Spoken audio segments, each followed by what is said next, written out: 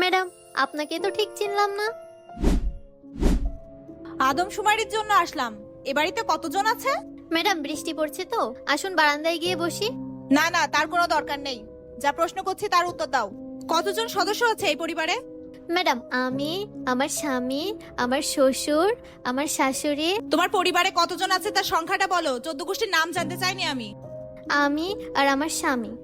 2 জন। জি madam. তোমার আর তোমার স্বামীর নাম বলো। আমার স্বামীর নাম মোহাম্মদ জিন্না, আমার নাম মৌমিতা খাতুন। মৌমিতা খাতুন। তোমার আর তোমার স্বামীর বয়স বলো। আমার স্বামীর বয়স 26 বছর আর আমার বয়স 22। ম্যাডাম, কি হলো আপনার? সর, তোরা নোংরা হাত দিয়ে আমাকে ধরবি না।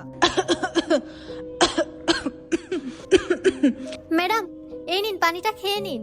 সরো। আমি তোমাদের এই নোংরা গ্লাসে পানি খাবো? তোমরা যেসব বাসনে খাবার খাও এসব আমি ডাস্টবিনে ফেলে দিই। কি হয়েছে মৌমিতা?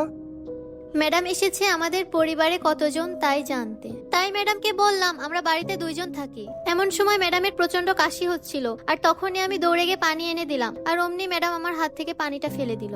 কি হয়েছে ম্যাডাম? আমার স্ত্রী আপনাকে ভালো বুঝে পানি এনে দিল, আপনি ফেলে দিলেন কেন? তোমরা যেসব পোশাক আশাক পরো, যেসব বাসনে খাবার খাও, এগুলো আমি ডাস্টবিনে ফেলে দিই। আর তুমি বলছো পানি খাওয়ার কথা?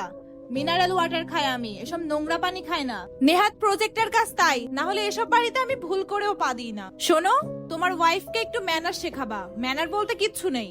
আমাদের মতো বড় লোকেরা বাড়িতে আসলে ভালোভাবে কথা বলতে হয়, এভাবে গায়ের উপর ঢেলে পড়তে হয় না।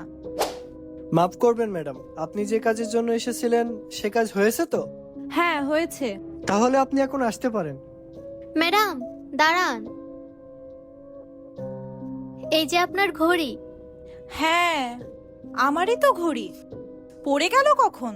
ম্যাডাম, যখন আপনি আমাকে ধাক্কা দিলেন না, তখনই হাত থেকে পড়ে গিয়েছিল, আপনি হয়তো খেয়াল করেননি।